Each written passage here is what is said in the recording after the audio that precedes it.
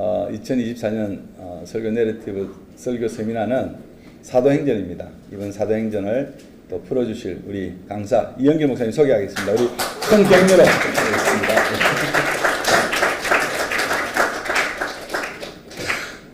이게 건강 주셔서 금년에도 여러분을 이렇게 만나 뵙게 되었습니다. 제가 이제 나이가 드니까 항상 이것이 마지막일 수 있다는 생각을 가지고 강의를 해요. 설교를 하고. 그러니까 모르죠. 금년 하고 내년에 못 만날지. 이번에 하나님이 저에게도 큰 은혜 주시고 또 여러분들에게도 어떤 새로운 비전과 또 담력과 희망을 보여주시리라고 제가 확신하면서 이 사도행전 강의를 하려고 합니다. 우선 팁을 먼저 드리고 싶은데 제가 강의를 할 때 항상 그런 말을 강조했죠. 성경책은 66권인데 처음 나오는 우리가 서론이라고 하는 부분이 가장 중요한 부분이다. 그런 이야기 많이 들으셨죠? 서론을 명확하게 읽으면 이 책이 무슨 책인가가 나와요. 그러니까 성경은 서론이 없어요. 서론이 없고 그 책에 대한 키워드랄까요? 그 책을 해석하는 신학적인 주제가 맨 처음 딱 등장을 해요.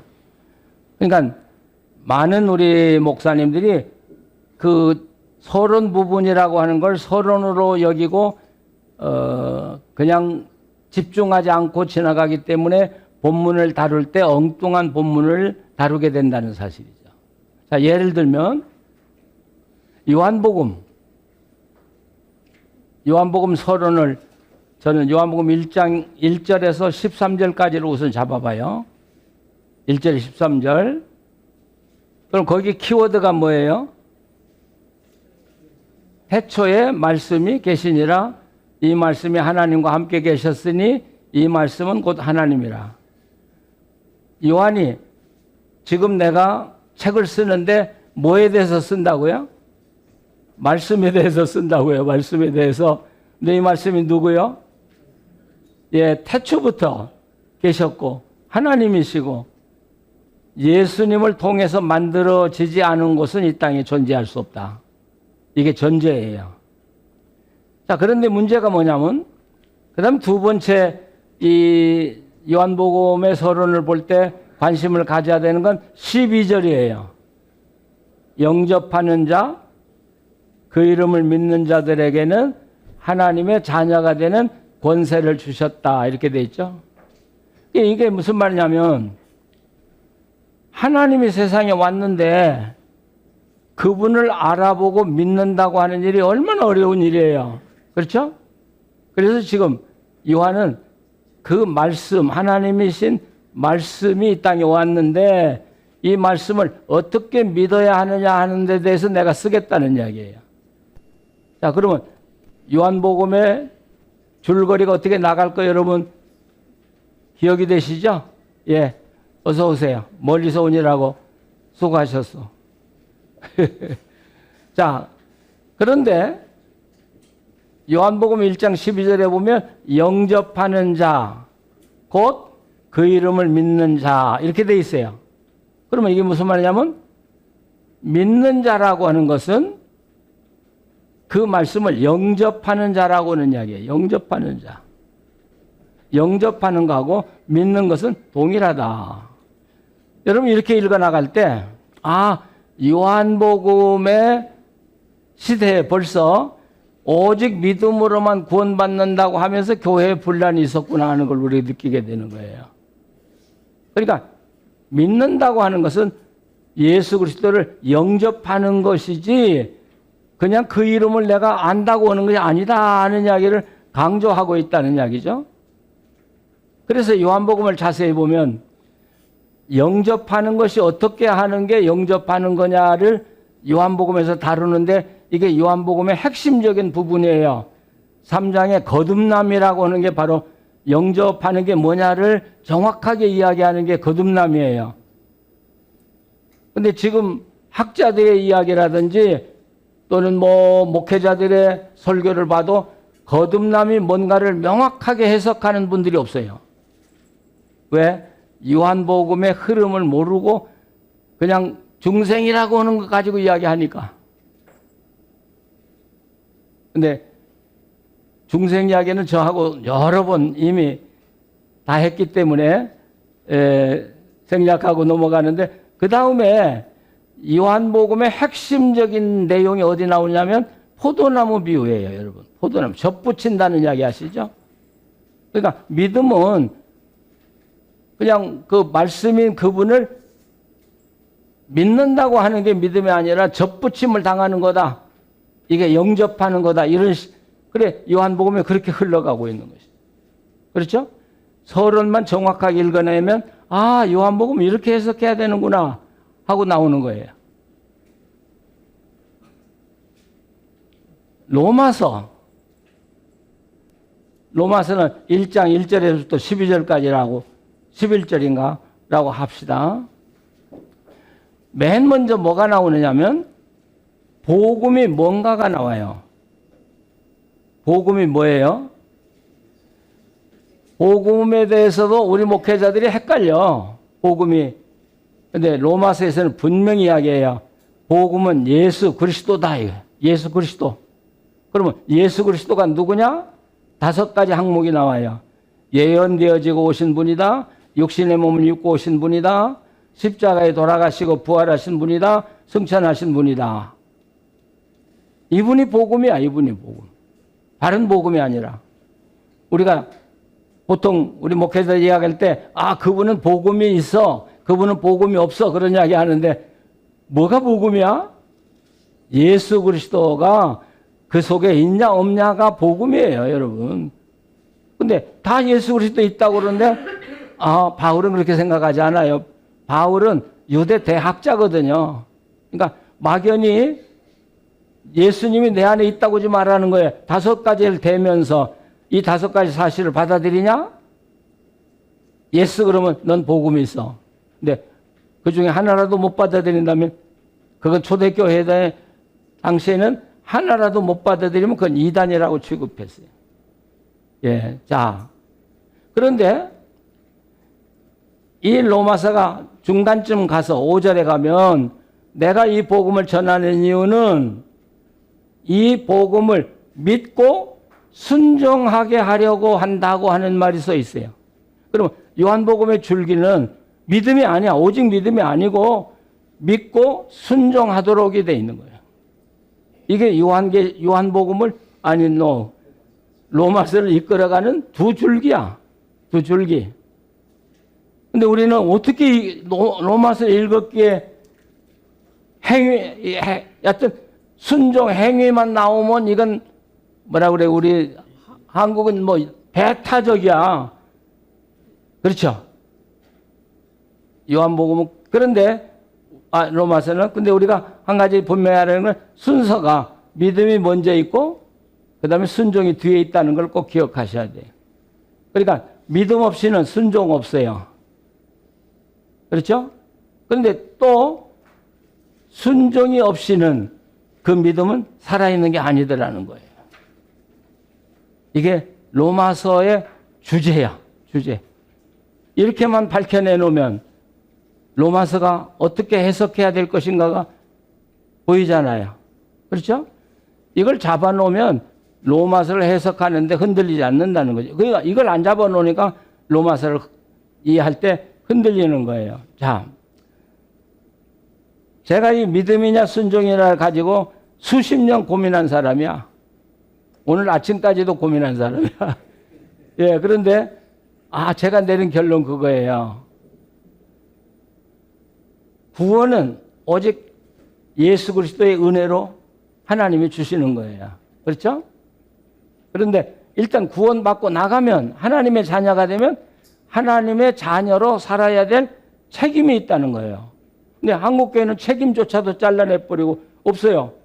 근데 하나님은 그 사람의 믿음이 바른 믿음이냐, 바르지 않냐, 산 믿음이냐 죽은 믿음이냐 결정하는 건 뭐냐면 네가 내 말대로 살고 있냐 살고 있지 않냐예요.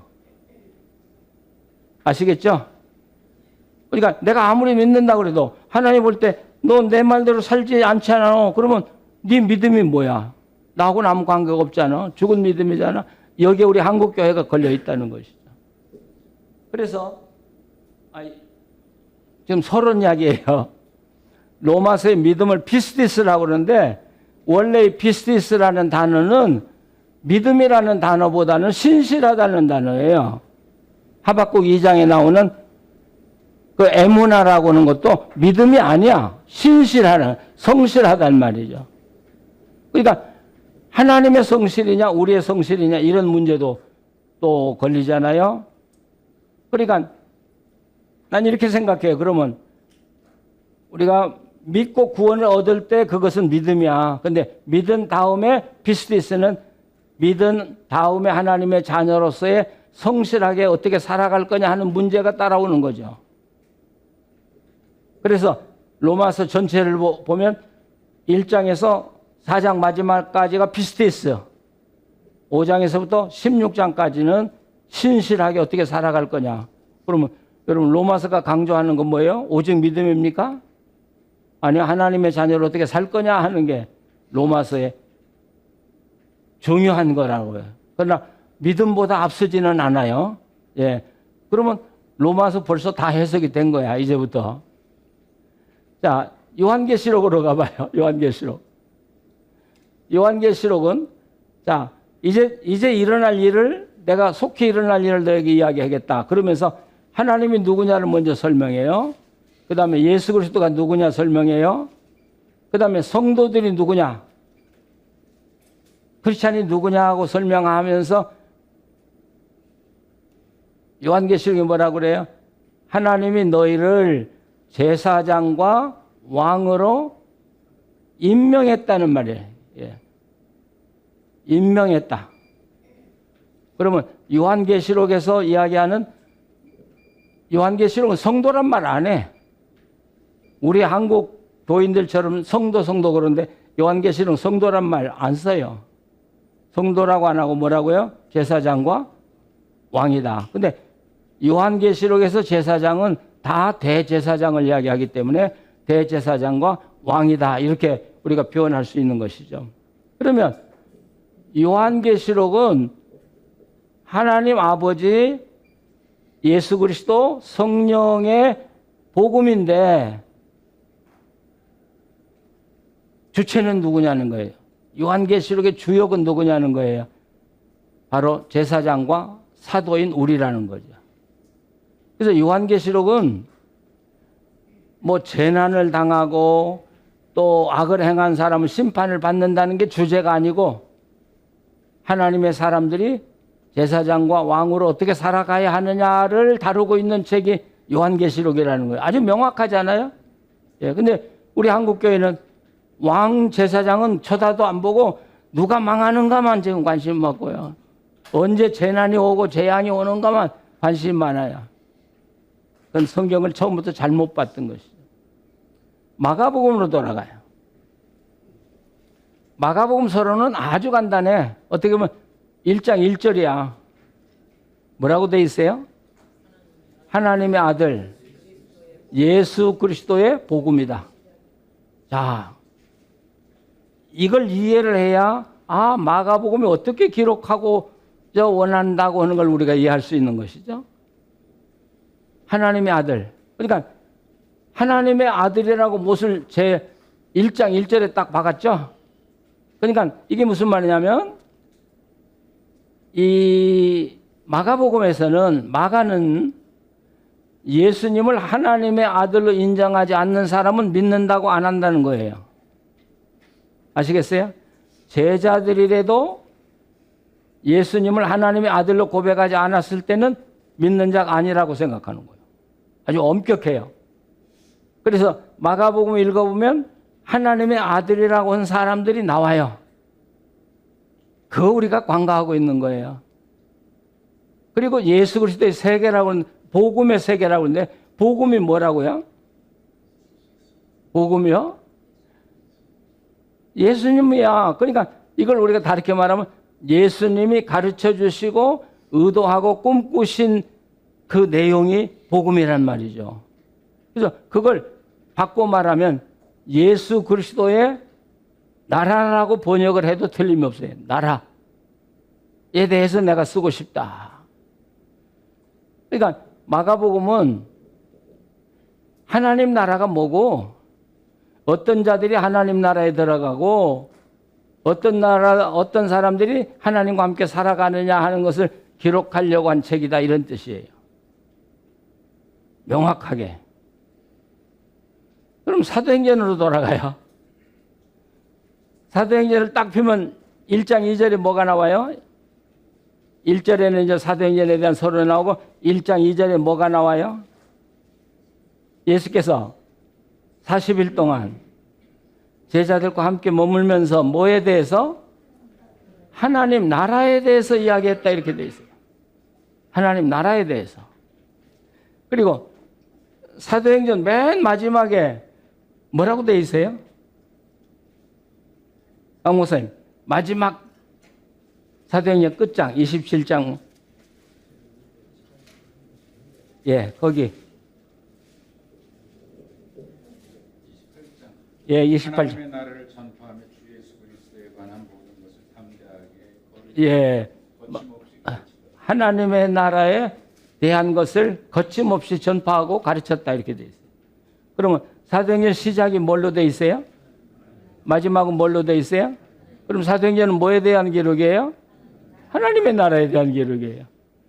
저도 주석을 썼지만 이걸 명확하게 몰랐어요. 솔직히 말해서.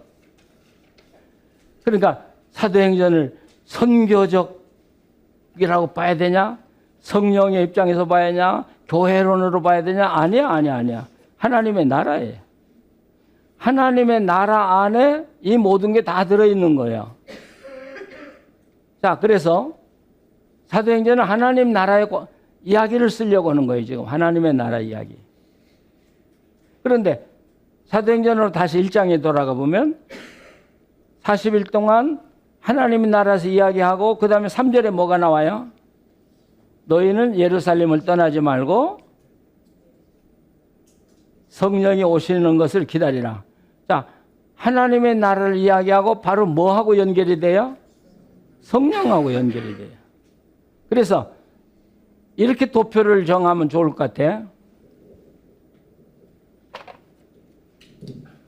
자, 하나님의 나라가 어디로 연결이 돼요? 성령으로 연결이 돼요. 네, 사도행전 2장 1절에 가면 성령이 어디하고 연결이 돼요? 교회하고 연결이 돼요. 교회하고 연결이 돼요. 그런데 사도행전 2장 42절에 가면 교회 사역이 4가지가 나와요. 힘써서 했다. 첫째가 뭐예요? 말씀을 가르치고요. 말씀 배웠다.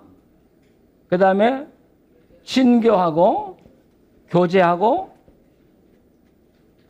그 다음에 떡을 떼고요. 그 다음에 기도하고요. 아, 이게 성령이 교회를 통해서 역사하는 방법이더라고요.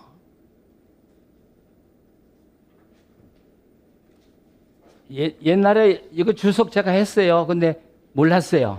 솔직히 말해서. 몰랐는데 제가 다시 준비를 하면서 사도행전을 좀 일찍 알았더라면 내가 목회를 달리 했을 텐데 내가 몰랐다. 몰랐다. 이 사도행전이 명확하게 이야기를 우리한테 해주고 있어요. 하나님의 나라를 이루어나가는 주체가 누구요? 성령이에요. 성령. 그러니까 자, 사도행전 2장 1절 성령 이야기 나오죠? 그러니까 우리 크리스찬들의 삶이라 교회나 성령 없이는 존재할 수 없어요. 성령 없는 교회는 교회가 아니에요. 성령 없는 사람은 그건 크리스찬이 아니야. 로마서 8장에 그걸 정확하게 써놨는데 우리가 성령을 부분적으로 이해를 하고 있었던 거예요. 지금까지.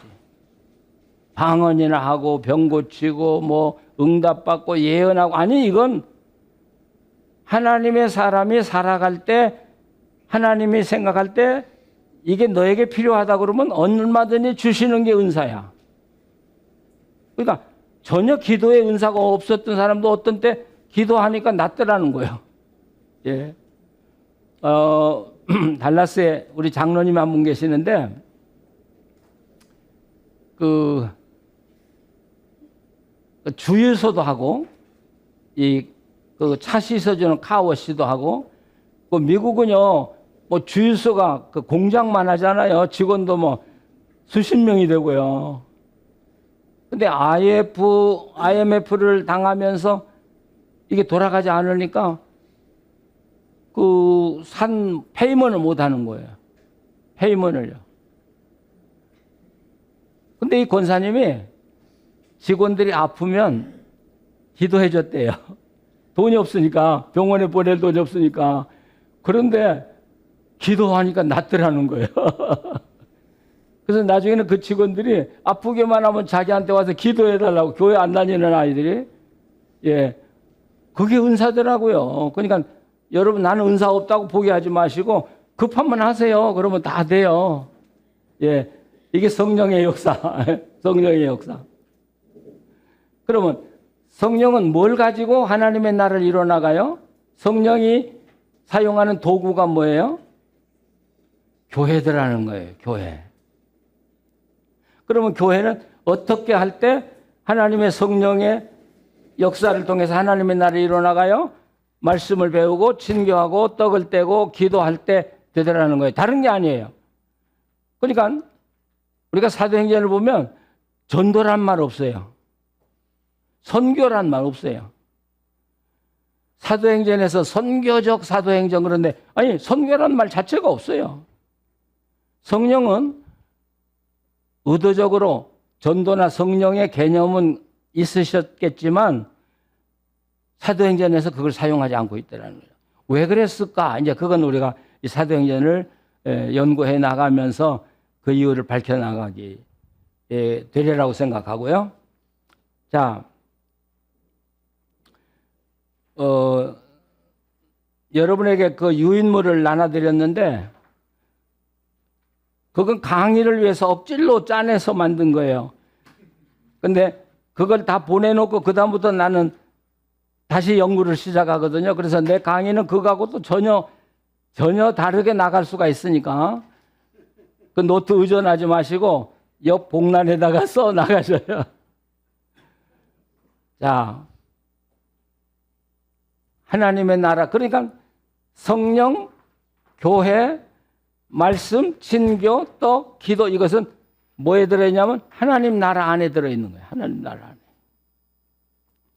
그러니까 제자들이 이스라엘의 회복이 언제입니까? 그렇게 물었죠.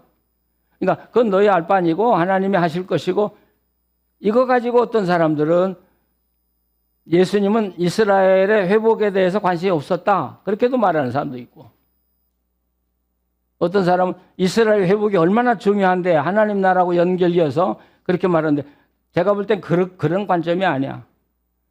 적어도 사도행전은 거대한 하나님의 그림을 가지고 있어. 그 속에 선교도 녹아지고 전도도 녹아지고 교회도 녹아지고 그게 중요한 게 아니더라는 거예요. 이해가 되셔요? 우리 한국교회가 교회 하다가 망하지 않아요. 지금 망하지 않아요. 교회 하다가. 근데 사도행전적인 이 성령의 역사는 그보다 더 엄청난 스케일을 가지고 있어. 하나님의 나라를 이뤄나갈 때 성령의 역사가 일어나고 그 속에 교회가 부흥되기 시작하고 거기에 새로운 변화가 일어나기 시작하고는 거대한 그림을 그려나가기 시작하는 것이죠. 자, 그러면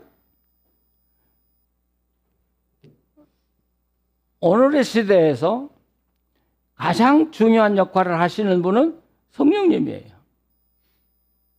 성령님이에요. 저도 장로교 목사로 성령에 대해서 이렇게 강조해 보기에는 처음이야. 예, 솔직히 말해서. 네, 우리 목사님들, 여기 전사님들 또 오셨는지 몰라도 몇 년 목회하고 뭐 봉사했는지 몰라도 성령 없다면 여러분 크리스찬이 아니야. 하나님은 여러분 몰라. 그것부터 우리 목회자들이 회개해야 되겠더라고요. 목회하려고 하지 말고 성령 없으면 성령님하고 씨름해서 성령 체험하고 목회 시작해요. 그러지 않으면 여러분 노력해봐도 아무 소용없어. 그건. 예. 아무 소용없어요. 자, 그러면 여기서 하나님의 나라가 뭐냐? 마가복음에서 처음 이야기했죠. 하나님의 아들 예수 그리스도의 복음이라는 이야기를 했어요. 하나님의 아들 예수 그리스도의 복음이라는 말. 그럼 마가가 생각하는 하나님의 나라는 뭐냐는 거예요. 마가가 생각하는 하나님의 나라. 그럼 누가가 생각하는 하나님 나라는 뭐냐? 누가복음 17장 20절 21절 한번 찾아보시죠. 누가 좀 읽어주세요. 누가복음 17장 20절 21절.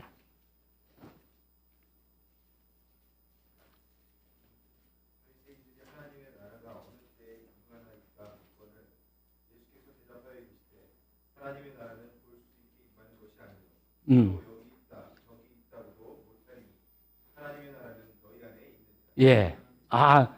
자, 하나님의 나라는 어디 있다고요? 너희 안에 있다. 이거 가지고 이제 학자들이 문제를 삼아. 너희 안에가 어디야? 너희 안에가 어디야? 그래서 영어로 among 너희들 가운데 그러면 예수님, 제자들이 뺑 둘러 앉아 있고 예수님이 가운데 있었기 때문에 너희들 안에 내가 바로 하나님 나라에 이렇게 해석했어요. 또 반대로 하나님의 나라는 너희 안에는 네 안에 있다 이렇게 해석했어요. 그런데 우리가 한 가지 못 본 게 있어요. 20절에 명시한 것을 연결을 안 시켜놨어 우리가. 하나님의 나라는 어떻게 된다고요? 보이게 온다고요? 보이지 않게 온다고요? 하나님의 나라는 보이지 않는다고 이야기했어요. 보이지 않는다고 그랬어요. 그러면 어몽으로 해석하는 게 맞아요? 틀려요? 틀려요. 보이지 않는데. 그러면 그러니까 우리가 성경을 한 절만 가지고 고집을 한다는 게 이게 얼마나 위험한가를 저는 다시 느끼는 거예요. 연결해서 읽어봐야 돼요. 보이지 않는다고 분명히 이야기했어요. 그리고 너희 안에 있다고 그러니까 그 너희 안에 누구요? 예수님은 틀림없지만 내 안에, 다시 말하면 그걸 바꿔 말하면 성령이 계시는 곳에 하나님의 나라가 이루어지는 것이죠. 예. 그러니까 제가 강조합니다마는 성령 없이 목회하는 사람은 하나님의 나라에 들어가지도 못한 사람이 하나님 나라 들어가는 법 가르쳐주고 있는 거야 지금. 예. 자기는 구원받지도 못하고 구원받게 해주겠다고 지금 가르치고 있는 거예요. 이게 얼마나 어리석은 거예요. 그래서 초대교회는 거듭나지 아니한 사람은 예배 참석도 못하게 했어. 예, 그리고 교사 이런 거 전혀 교회 직분 절대로 못하게 했어요. 거듭나지 않은 사람, 다시 말하면 성령이 그 안에 오셔서 그가 하나님 나라의 시민으로 되지 않았다고 할 때는 절대로 교회 일 아무것도 안 시켰어요. 근데 언제부터 교회가 타락했냐? 콘스탄틴 대제를 세례를 줘야 되겠는데 이게 하나님의 성령이 그 안에 계신지 안 계신지를 모르는 거예요 지금. 근데 묻고 싶어요. 콘스탄틴 대제 안에 성령님 역사하셨겠어요? 안 했겠어요? 하셨으니까 그게 확인이 안 됐다 이거예요. 근데 황제가 예수 믿는다고 하니까 세례를 주긴 줘야 되겠는데 그때부터 이 교회가 확고하게 지켜왔던 거듭남의 진리를 낮춘 거예요. 그리고 콘스탄틴에게 세례를 주면서 기독교가 타락하기 시작했다는 거예요. 재미있는 건 교회가 고집스럽게 이 거듭남을 강조할 때는 교회가 부흥이 됐는데 오픈해주고 쉬운 길을 열어주니까 교회가 망하더라는 거예요. 지금 한국 교회가 지금 망하고 있는 이유가 거기 있는 거죠, 지금. 우리에게요. 그래서 저는 이 사도행전을 다시 제가 보면서 그래서 지금 제가 강의하고 있는 것은 어떻게 보면 제가 주석에 쓴 거 그걸 바탕으로 해서 다시 시작한 거예요. 그래서 사도행전 주석을 다시 써야 되는가 지금 고민을 하고 있을 만큼. 자, 그러면 성령이 하나님의 나라는 성령이 주체가 돼서 역사한다고 그랬어요. 그런데 성령이 교회를 인도하는 두 가지 방법이 있다고요. 그게 사도행전 1장 8절에 나오는 거예요. 뭐 그거 우리 잘 암송하고 있잖아요. 성령이 너에게 임하시면 권능을 받고 예루살렘과 유다와 사마리아 땅 끝까지 이르러 내 증인이 되리라. 거기에 성령이 역사하는 두 가지 방향이 있어요. 하나는 방향. 예루살렘에서 땅끝. 이렇게 보면 여기에 목표가 있어요. 성령이 인도하는 목표가 있어. 목표가 있음과 동시에 진로가 있어요. 진로. 어디서 어떻게 그냥 아무렇게나 예루살렘에서 뭐 왔다 갔다 인도하는 게 아니라 예루살렘과 유대와 사마리아 땅 끝까지 진로가 있다라는 거예요. 그런데 이 목표를 따라서 그 진로를 따라서 교회가 움직이도록 하기 위해서는 뭐가 필요하냐? 파워가 필요해요. 힘. 그래서 너희가 능력을 얻고 권능을 얻는다고 그러네. 능력을 얻고. 여러분, 성령의 역사의 주된 역사는 병 고치는 거 아니에요. 예언하는 거 아니에요.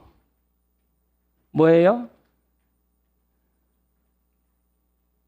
우리가 나갈 방향을 알고 그 길로 인도하시는 거예요. 자체가 인도하는 거예요. 이제 사도행전 2장 1절을 다루어 보면 더 정확하게 나오는데, 두 번째는 그 일을 내가 할 수 있는 게 아니라는 거예요. 성령님은 내가 사이클을 성령님에게 맞춰 놓으면 그 일을 이루도록 힘을 주시고 능력을 주시는 분이 성령이셔. 그래서 성령이 나에게 그 힘을 주셔서 그 일을 하게 하시는 분이란 말이에요. 그러니까 우리가 크리스찬의 삶도 마찬가지고 교회 목회도 마찬가지고 시작하시는 분도 누구요? 성령이고요. 그 일을 이루시는 분도 누구예요? 성령이시고요. 시작부터 마지막까지 모든 것을 성령이 다 하시는 거예요. 우리에게 필요한 건 뭐냐? 단지 성령님이 나를 인도해 가시기를 원하실 때 예스하고 내가 이제부터 성령님이 하는 대로 따라가겠습니다 하고 고백하는 것만 필요한 거예요. 고백하는 거. 그 다음에는 성령이 다 하셔. 제가 뭐 아시는 분은 다 아시지만은 교회가 예배당이 불타가지고 교회를 새로 지었잖아요. 우리 교회로서는 꿈을 꿀 수 없는 교회를 지었거든. 예. 그러니까 대지가 만평이니까요. 그리고 주차장이 보통 이런 쇼핑몰의 주차장처럼 600대를 그냥 그대로 갖다가 주차할 수 있는 파킹장이 있고 600대, 700대. 근데 돈은 한 푼도 없는 거야. 교회 본당 이 평면도라고 하나요? 그게 2,500평 정도 되니까 한국에서는 상상을 못한 거예요. 그래서 그 안에 복숭아 그 과수원도 만들었잖아요. 예. 그래서 복숭아 LA에서 사다가 37그루, 야, 그 복숭아 굉장히 맛있어요. 나는 지금 좀 지났습니다만 이철만 되면 그 복숭아 생각이 나가지고. 근데 내가 애써가지고 심었는데 하나도 안 붙여줘. 예, 자기들만 다서 다 먹고. 예. 돈 한 푼 없이 시작했거든요. 그걸 다 마치고 느낀 게 뭐냐면, 아, 하나님이 하시기를 원하신 거야. 내가 할 수 있는 일은 오직 하나. 하나님, 예스. 하라는 대로 해보겠습니다 하는 것밖에 없어. 예, 그거밖에 없어. 근데 하나님은 진로까지를 정한다고 그랬죠? 정확하게 필요할 때마다 모자란 부분을 다 공급해 주셔서 계획한 1년 반 만에 교회를 완성한 거예요. 내가 한 게 아무것도 없어요. 믿어지십니까? 여러분의 인생도 마찬가지고 여러분의 사역도 마찬가지고 저는 그렇게 믿어요. 예, 저는 그렇게 살아왔고, 예, 뭐 지금은 나이가 들어서 그렇지만 제 계획은 하나도 없어요. 내일의 계획도 없어요, 저는. 예, 그냥 그래서 저는 하나님이 저를 초청해서 어디로 가라 그러면 가요. 그리고 가라고 하는 데가 없으면 전 스톱하는 거야. 근데 하나님은 내가 뜻을 가지고 준비하고 결단만 해놓으면 하나님이 보셔서 내가 필요하면 나를 다 인도하셔. 끝까지 인도해 나가셔. 예. 그러니까 저는 여러분에게 그렇게 권하고 싶어요. 목회를 하는데도 답답하고 내 인생이 답답하고 그러면 여러분 두 가지가 부족해요.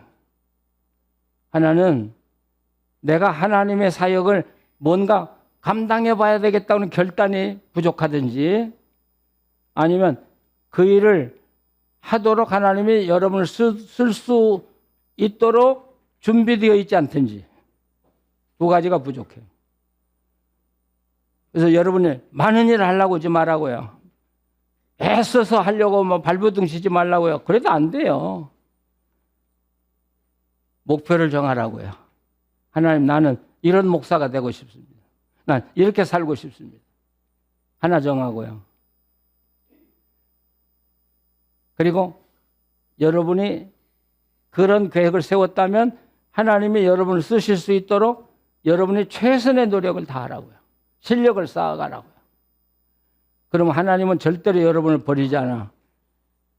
하나님이 얼마나 약으신 분인데 준비된 사람을 그렇게 쉬게 만들어요. 절대 그러지 않아요.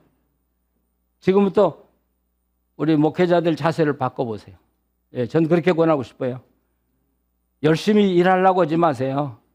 예, 그거 중요한 거 아니야. 해보니까 우리 강 목사님도 이야기했지만, 야, 그래서 여기까지가 서론이에요. 그리고 사도행전의 본론은 2장 1절부터 시작하는 거예요. 2장 1절부터. 본론이 어디로부터 시작해요? 성령으로부터 시작해. 이거 여러분 명심해야 돼. 성령으로부터 시작해야 돼.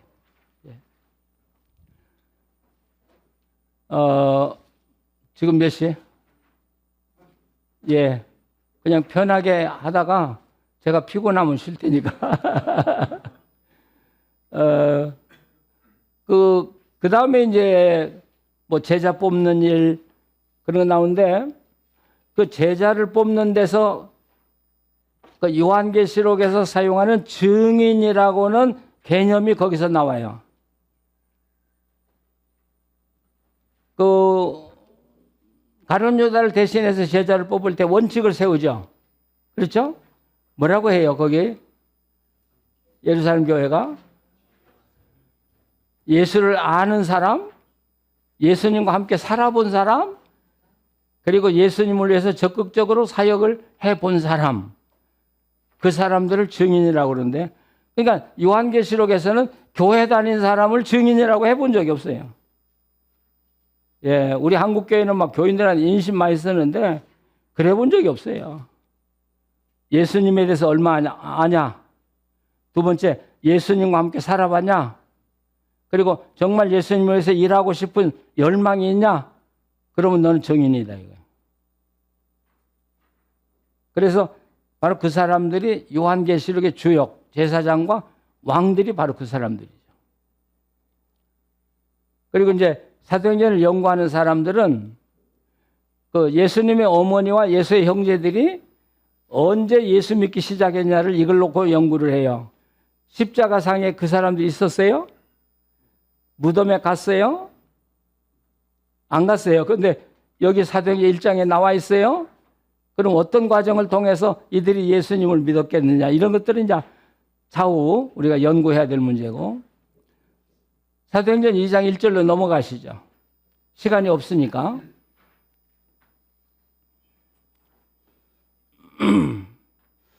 자, 오순절이 성령이 역사하기 시작한 순간이다, 그렇게 말하는 건 틀렸다라는 거예요.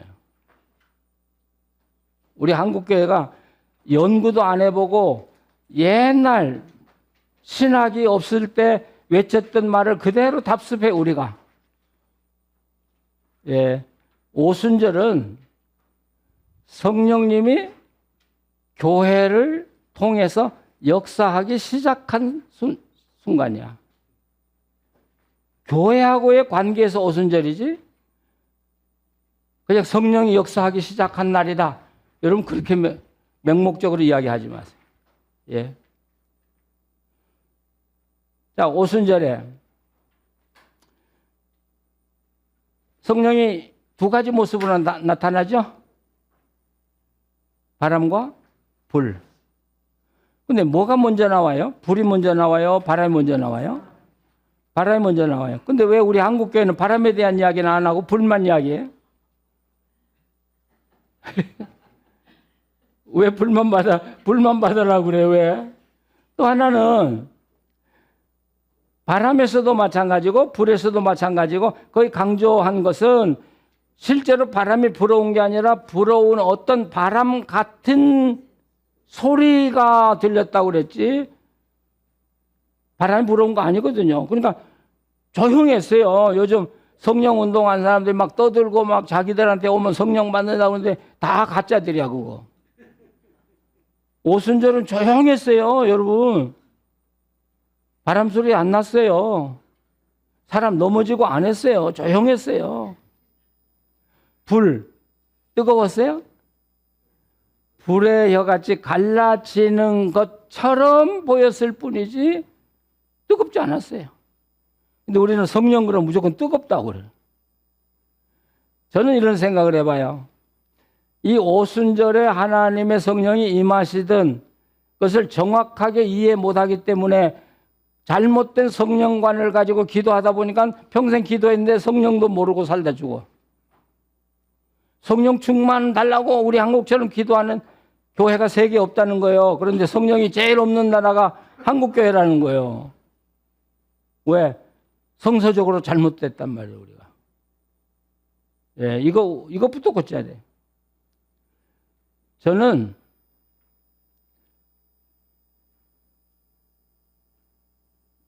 아주 일찍이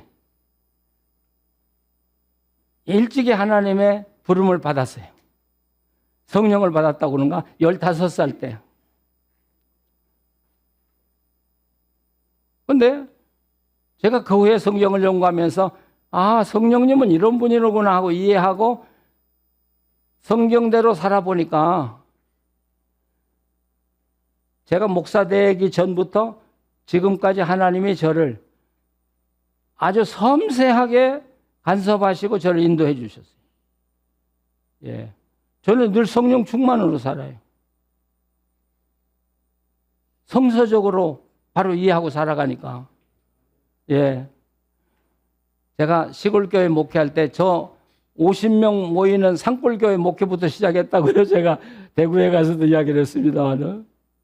근데 옆에 전도사님 한 분이 성령파가 와서 저녁마다 막 북치고 막 할렐루야 하고 하는데 뭐 병자들 데려다가 그리고 열심히 나니까 뭐 마을 다니면서 뭐 전도하고 하는데 우리 교인들이 나한테 오는 거예요. 목사님, 저 교회 보세요. 살아가지고 막 난리가 났잖아요. 근데 우리는 언제까지 성경만 공부하고 있어요. 정말 제가 그때 젊은 목사였을 때인데 교인들한테 저도 공격 많이 당했어요. 목사님 공부 많이 했다더니 무식하게 짝이 없다고. 근데 나는 저건 성령의 역사가 아니다는 걸 저는 느꼈어요. 제가 본능적으로. 한 1년 반 동안 견디기 어려웠어요. 그 교회 때문에. 근데 어느 날 교인이 제 사택에 달려왔어요. 목사님 큰일 났어요. 그래서 왜? 그러니까 그 전사님이 어제 밤중에 도망갔대요. 그거 하다 보니까 한계가 왔거든. 그러니까 더 해결할 길이 없으니까 도망가 버린 거예요. 야방 도주해 버린 거예요. 예? 미천 떨어졌어요. 남는 건 우리 교회만 남어. 여러분, 그래서 저는 알고 목회하지 않은 거예요. 바르게. 그러면 훨씬 성령을 가깝게 느끼기 시작하는데, 예. 정말 성령님이 아주 사소한 것까지 간섭해 주셔. 제가 은퇴하고 한국에 나왔을 때 우리는 우리 여기 지금 우리 말씀 목회하는 팀들 있잖아요.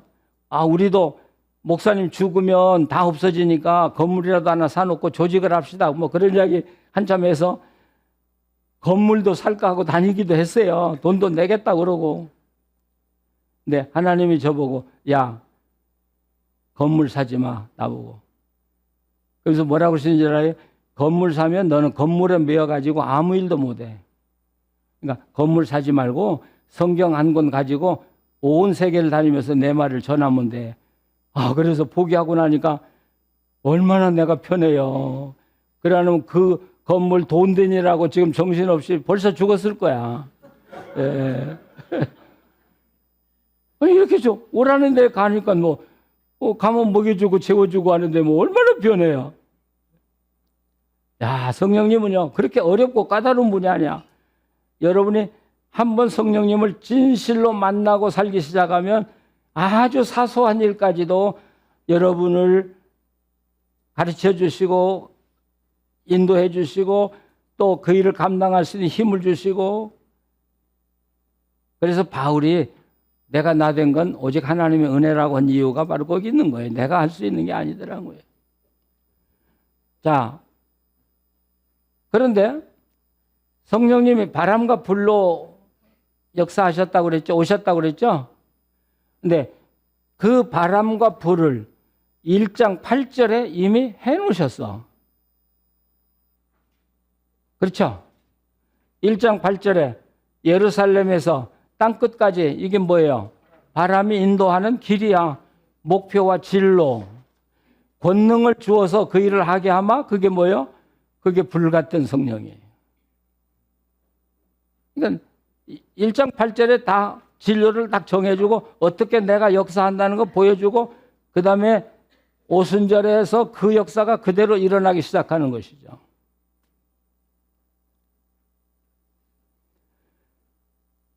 자, 그러면 여기서 우리가 중요한 건 초대교회에 바람 같은 성령이 오셨고 불의 힘 같은 능력, 권능의 성령이 오셨어요. 그러면 성령이 오신 후에 예루살렘 교회는 어떻게 달라졌냐? 어떻게 달라졌냐? 전 그걸 보고 싶은 거예요. 어떻게 달라졌냐? 성령이 오셨으니까. 어떻게 달라졌어요? 예. 하나님의 나라가 성령의 권능을 통해서 확장되어 나가는 모습이 이제 사도행전에 그려지고 있는 거죠. 사도행전에 그려지고 있어요.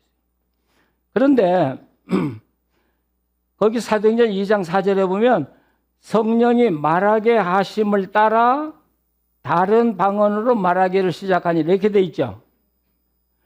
근데 저는 그 본문을 바꾸고 싶어요. 아니, 성경을 바꾸면 안 되지만 해석상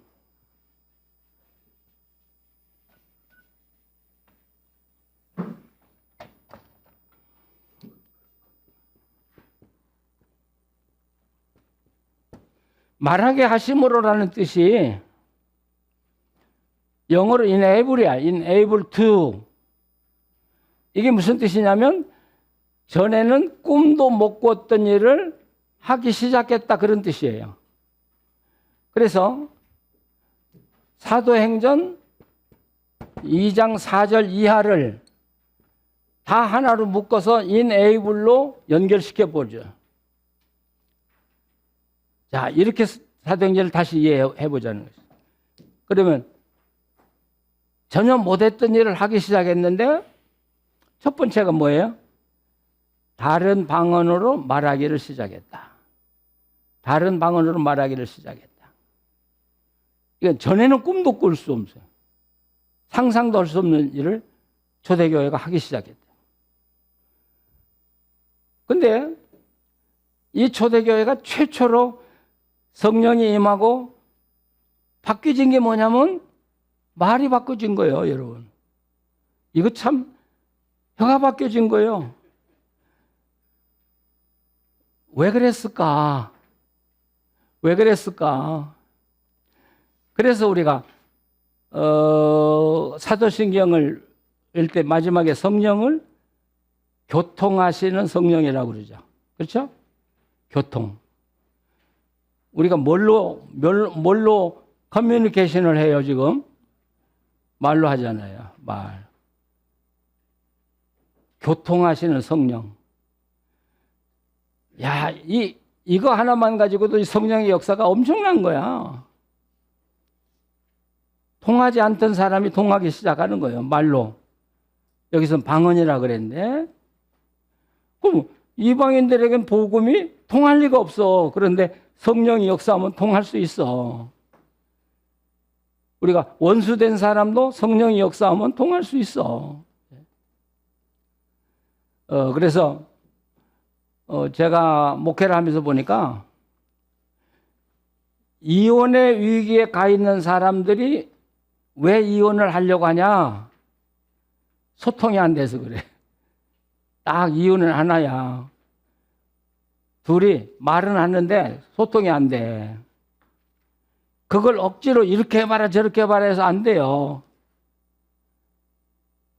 그 사람들이 정말 성령 안에 젖어서 하나님의 은혜에 젖어서 살기 시작하면 둘이 소통하자고 안 해도 소통이 돼. 소통이 돼요. 부부도 마찬가지고 교회도 마찬가지고. 그러니까 교회도 은혜가 떠나면 분쟁이 일어나고 소통이 안 돼요. 성령만 역사하면 웬만한 건 다 녹아져. 이렇게 제가 이제 그 집회도 다니고 하면 이제 평신도들하고 이렇게 만나 이야기를 해보면 그런 이야기예요. 목사님, 우리 교회는요 예배만 드리면 화가 나서 싸움하고 싶어요. 어떤 교회는 막 화가 나서 교회 갔는데 예배 드리고 나면 누구든지 붙들고 잘못했다고 하고 싶다는 거예요. 뭐가 차이가 나는 거예요? 은혜 떠나면요 소통이 안 돼서 그 교회는 싸움이 벌어질 수밖에 없는 거예요. 근데 우리 목사님들은 그걸 내가 강조하고 설교해서 막 힘써서 해결할 줄로 알아요. 막 화해하십시오, 사랑하십시오. 멍청한 짓이요. 그 사랑하라고 하면 더 미워해. 예, 거기에는 성령의 감화 감동이 들어가야 돼. 그래서 자기들 성령이 녹여내면 하지 말라고 그래도 붙들고 이거 내가 잘못했어요. 예, 사랑해요 하고 인사하기 시작하는 교통. 거기 성령이 오시면 달라지는 것 안 썼죠? 자, 언어가 소통이 되고요. 그 다음에 두 번째로 제가 아까 언급을 하지 않았는데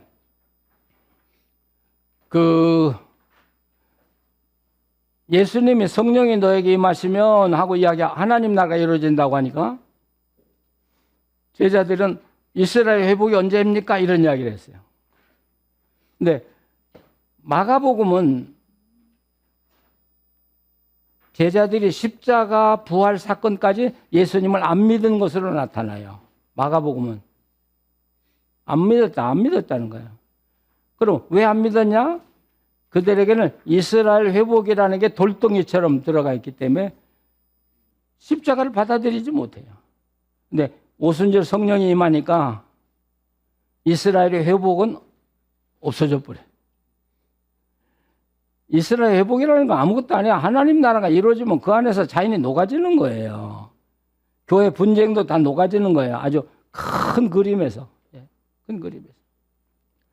달라스에 가면 아주 그 침례교회 하나 좋은 교회 있어요. 한 번에 예배 드리면 거의 7,500명이 들어가는 그런 교회인데 거기 가면 앞에다 이렇게 써 있어요. Welcome to God's family. 하나님의 가족으로 온 걸 환영한다. 나는 그 글자를 보면서 감동을 받았어. 우리는 남부교회 오신 걸 환영합니다. 그렇죠? 뭐 어느 교회 오신 걸 환영합니다. 근데 그 교회는 그게 아니야. 하나님의 패밀리에 오신 걸 환영. 벌써 느낌이 달라. 예배 드리는 느낌이. 우리는 너무 내 교회. 아니, 그렇다고 해서 교회 부흥되는 거 아니에요. 아니에요. 그게 사라지니까 교회가 하나 되기 시작한 것이죠.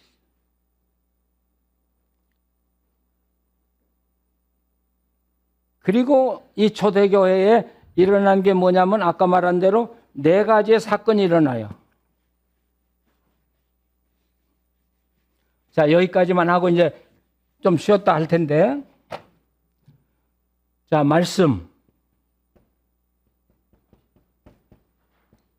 교제, 떡, 나눔, 기도. 여기 전도가 없어요. 선교란 말도 없어요. 그런데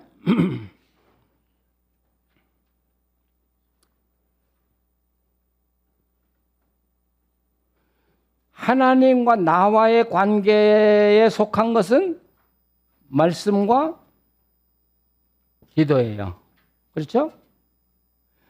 성도 간에 관계되는 것은 교제와 떡을 나눔이에요. 그런데 이 순서로 봐서 성도들끼리 교제나 떡을 나누는 것이 급한 거예요? 하나님과의 관계에서 말씀이 급한 거예요? 여기 있어요. 순서가 여기잖아요. 여기. 순서가 여기잖아요. 제가 이 강의 준비를 하면서 많은 묵상을 하고 기도하면서 깨달은 게 있어요. 제가 목회를 해보니까 나는 성경 한 권 가지고 목회한다고 한 사람이거든요. 뭐 인간적인 프로그램 거의 없었으니까. 그런데 말씀을 가지고 계속 살아보니까 교인들 속에 행복감이 생겨. 행복하다. 예. 기쁘다. 제가 이번에도 그 한국에 나와 있는 동안에 50년 전에 목회했던 사람들 만나보고 40년 전에 목회할 때 대학생들 만나보고 30년 전에 목회했던 교인들 30년 만에 만나보고 뭐 지금도 이제 근데 이 50년, 40년, 30년 전에 목회했던 교인들에게서 공통적으로 나온 용어가 있어요. 목사님, 제 일생 동안 제 신앙생활에서 가장 행복했던 때가 바로 그때였어요. 그 이야기예요.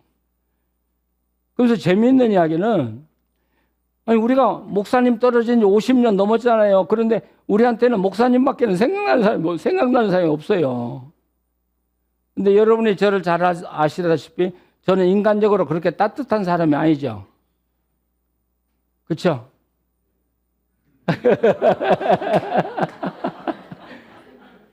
저는 교인들한테는 정말 칼날 같은 목사예요. 그러니까 제가 이렇게 길을 지나가다가 우리 교인 가게가 있거나 있잖아요. 근데 내가 그 집을 목표로 하고 간 때가 아니면 들어가는 일이 없어요. 제가 일생을 그렇게 살았어요. 그러니까 목회하고 딱 나가니까 교인들하고 접촉할 사람이 하나도 없는 거예요. 제가 달라스 가도 내가 왔으니까 당신 집에 하루 머물겠다고 할 사람이 하나도 없는 거예요. 참 외롭게 살았어요, 저요. 지금도 외롭게 살려고 노력하고. 근데 그 사람들이 지금 와서는 일생 동안 제일 행복했던 때라네. 50년 전에도 그러고 40년. 그럼 뭐가 그들을 행복하게 했을까? 그 사람들이 뭐 때문에 나보고 찾아와서 돈까지 주워가면서 행복하다고 그럴까? 말씀이야. 여러분 소용없어요. 인간적으로 100번 잘해줘도 소용없어요. 여러분. 우리 목회자들이.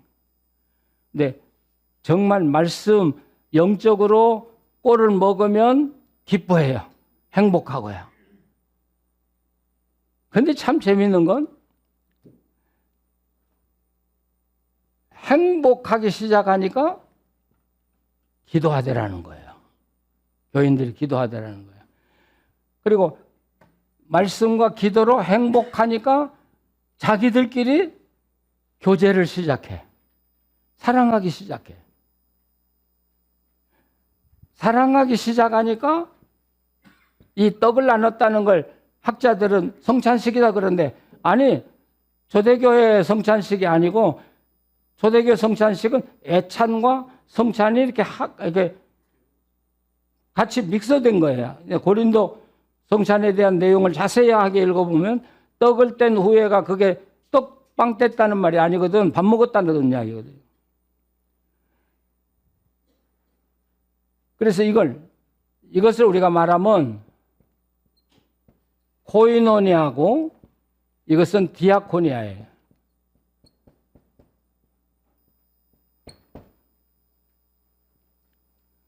그래서 말씀과 기도로 교인들이 따뜻해지고 행복해지니까 교인들 사이에 코이노니아가 이루어져요. 적이 없어져요. 서로 돕기 시작해요. 그 코이노니아가 일어나니까 서로 돕기 시작하는 디아코니아가 생겨요. 아직 전도가 없어요. 아직 전도가 없어요. 근데 참 재밌는 거요. 이렇게 놓고 보면 교회가 세상과 접촉할 수 있는, 저는 이제 커넥트라는 말을 쓰고 싶은데, 교회가 세상과 커넥트 될 수 있는 초점이 하나도 없어요. 말씀? 교인들끼리 말씀 배우고 좋다고 뭐 자기들끼리 좋다고 행복하다고 그러죠. 기도도 자기들끼리 하죠. 교제도 자기들끼리 하죠. 디아코니아도 자기들끼리 주고받아요. 세계에서 구제 제일 많이 하는 나라가 어디예요? 세계에서 구제 제일 많이 하는 나라. 유대인이에요, 유대인. 미국인이에요. 미국이 제일 많이 하는데 그 미국에서 구제 제일 많이 하는 사람들이 다 누구요? 유대인들이야, 그게. 그래서 유대인들은 왜 그렇게 구제를 잘하냐? 신명기서 11장이가 너희들이 사는 곳에서 가난한 자가 없게 하라고 하나님 명령을 내려요. 너희 교회 안에는 가난한 자가 없어야 돼. 이게 하나님 명령이야. 이렇게 보면 말씀, 교제, 떡 나눔, 기도 하나도 사회와 접근이 안 돼. 커넥트가 안 돼. 근데 유일하게 사회와 커넥트가 되는 게 코이노니아예요. 교인들을 돕다 교인들 더 도울 게 없으면 그 도움이 어디로 나가요? 세상으로 나가기 시작하는 거예요. 바로 이 코이노니아가 전도와 연결시켜주는 유일한 점이라는 거예요, 교회가. 근데 우리 한국 교회는 코이노니아가 없어요. 디아코니아가 없어요. 그러니까 세상과 연결되는 점이 하나도 없어요. 전도 나가서 해봐도 소용없어요. 네, 전도 해봐도 소용없어요. 제가 이제 서울에서도 그랬지만 달라스 빈네리교회에서 사실 나는 전도를 강조하는 목사가 아니에요. 그러니까 교인들이 왜 목사님은 전도 강조하지 않습니까? 근데 강조하지 않았어요. 근데 한 번은 전 교인 전도 날을 정해가지고 가호 다니면서 달라스에서 전도를 하게 해봤어요. 그 당시에 달라스 교민이랴 많아도 4만밖에 안 되니까 어린아이 빼고 나면 2만 정도나 될까? 우리 교인들이 하루 종일 전도해가지고요. 주소 다 써오고요. 전화번호 다 적어왔어요. 한 500명 결신자. 그러면 이제 그걸 후속으로 받아가지고 전화해서 다시 컨펌하고 방문해서 컨펌하는 팀이 있어. 전화 다 해봤어요. 그리고 그 주소 다 찾아가 봤더니 500명이 전화가 하나도 맞는 게 없어요. 다 가짜야. 주소 다 찾아보니까 주소도 500명이 하나도 되는 게 없어요. 야, 나는 실망했어. 그래서 내가 물어봤어요. 왜 그렇다냐? 그러니까 귀찮으니까 써줬다는 거예요.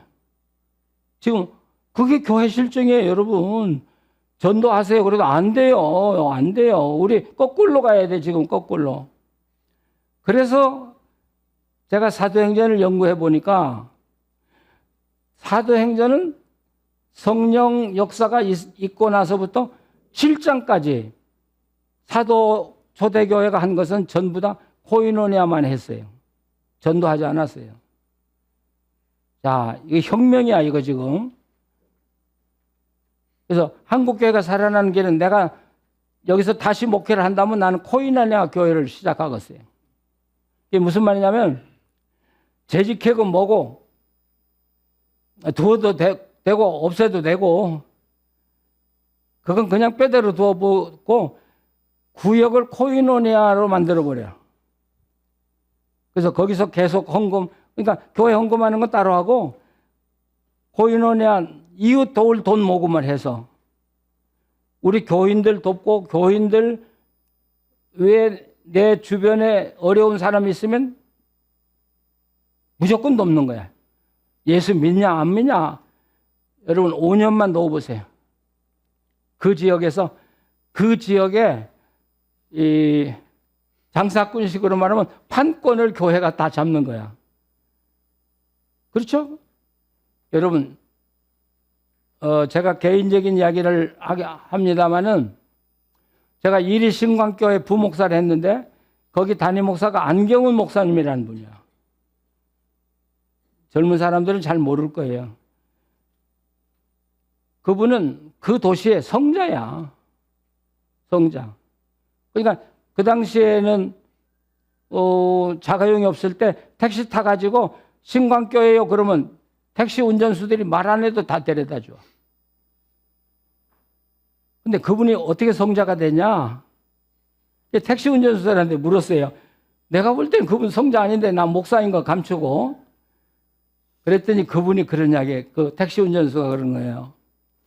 그분은 택시를 타면 500원 택시비가 나오면 600원을 준다는 거예요.